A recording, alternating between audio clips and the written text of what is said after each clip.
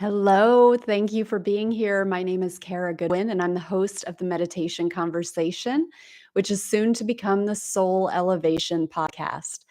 And today I want to talk about progress. I want to talk about how progress is not linear like we think it might be or like we think it should be. So, this would apply in every aspect of your life. So if you're on a healing journey, if you're on a spiritual journey, if you're even on a creative journey and you have a project that you're wanting to work on, um, oftentimes with our human brain, we think that there's a start line, there's a finish line, and ideally everything is on an upward trajectory all the time.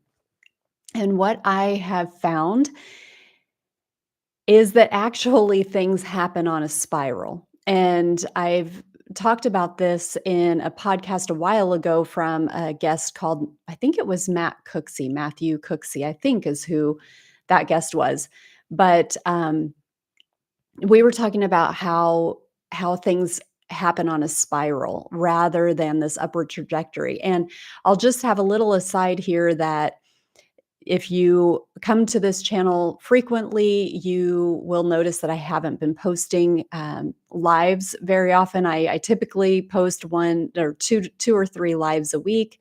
Um, but the last 2 weeks, my somebody in my family, my daughter, has been on an intense health journey, healing journey. She had a very major surgery 2 weeks ago, and we're just kind of coming out of the hardest part of that. So that's why I haven't been posting anything lately. But also, it applies to the topic because as she's been going through her healing journey, I have witnessed that she will take huge leaps forward, which make me think like, "Oh, we're out of the woods. Oh, we've entered a new phase."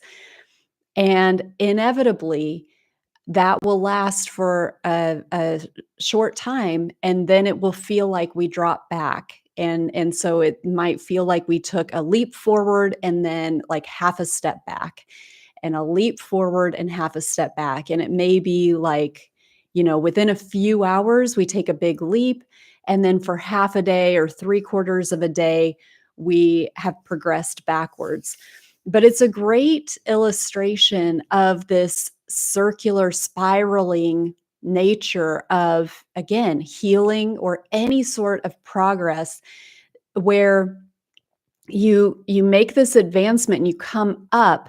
So again, thinking of it rather than like a step, like you come up a step and then you're on, you don't lower below that. It's rather like there's this spiral and you make your way up the spiral, but then you start to come back to revisit places that you've been before. So if you're on a healing journey, for example, maybe, you have a really good few hours where you feel great and some of your symptoms go away and you start to feel back to how you felt before you were in this health crisis. And then some things start to happen again and you feel like you're back where you were. But what actually is happening is you're covering ground you've been at before, but from a higher platform, from a greater elevation. So it's not like you go back down to where you've been.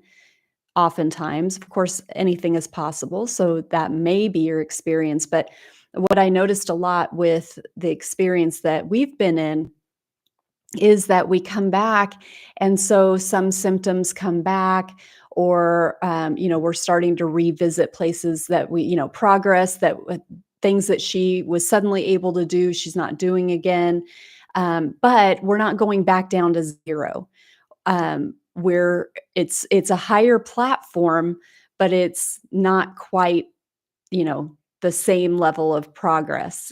So it does feel like there's some sliding, but you're from a higher elevation. So it's like this upward spiraling place where you do keep revisiting some things.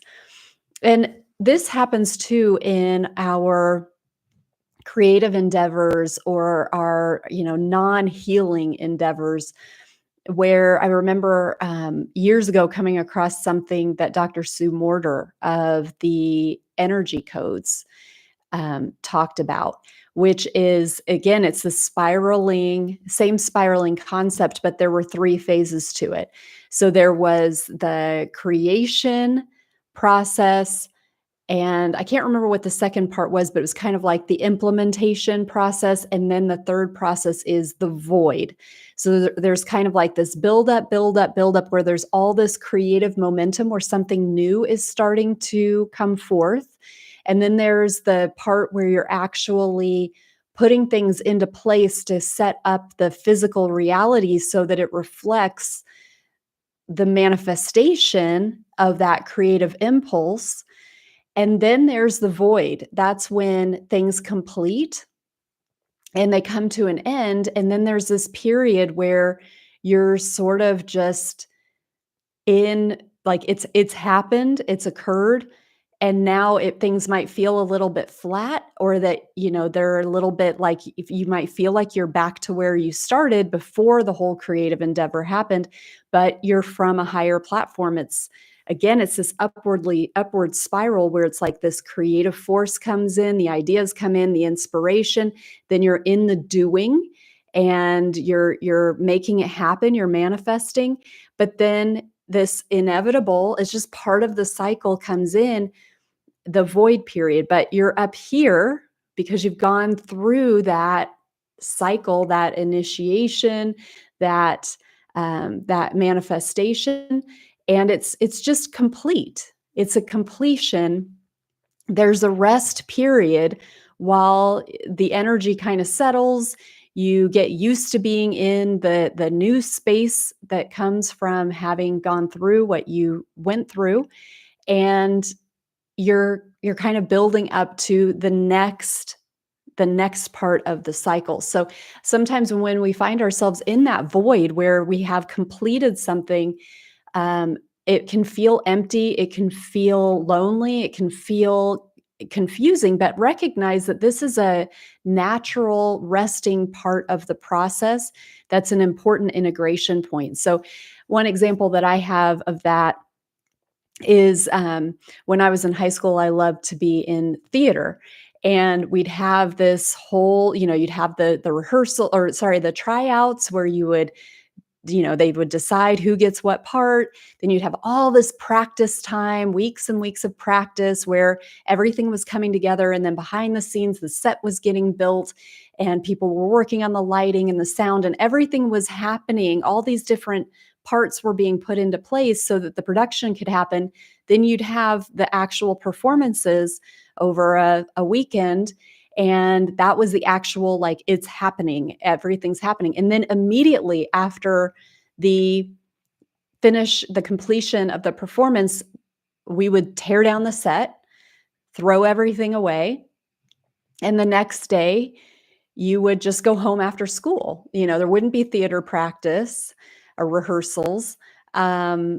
And it was behind you. And there would be this empty space where it was kind of like, well, I don't really know, like, what do I do? What do I do with this time that I used to have? And there was also this kind of a mourning period of like, oh, it's over now. And we had this collaborations, cohesion with this specific group of people, and now it's done. And there was always this kind of sadness, but that was a necessary part. Like, you have to complete it, and then you need to have that rest time. You need to have that time for the inspiration to come in for what is next. And it's not all about just go, go, go and continuous inspiration, creativity. We need to have that downtime, that rest time, so that things can come to the surface and we can take stock of, okay, where am I? What's ready to come forth next? So just wanting to emphasize or bring to your attention that spiraling nature, and reemphasize, while I'm recording this, we're right in the holiday season. So a lot of people, we're at the end of the year. That's a completion. A lot of people are taking time off work. It's a rest time, but there can be this sort of ungrounded, feeling as we are in the, just getting used to what does it mean to uh, not be working right now? What does it mean as I finish out 2024? Just honor that rest time, that downtime where you can let things settle and it's easier to take stock of things and really consider what you want to bring forth for 2025 and try to get that inspiration from your team on the other side, um, where they can help you to understand through the quiet, through the centeredness of what is it, where should you be placing your attention for your greatest and highest good as we come into 2025. So I hope that's helpful. Thank you so much for watching this. I'm really looking forward to 2025 myself. I think by the end of January, we'll have that switch over from the meditation conversation to soul elevation. You will be seeing some transition time where some parts, maybe YouTube will start to show soul elevation on my channel, but you're still getting episodes of the meditation conversation coming through. So I'm in this transition time, but I'm really grateful that you're here along with me. And I hope that you have an amazing holiday season, however you celebrate. And I will see you next time. Many blessings. Thank you so much.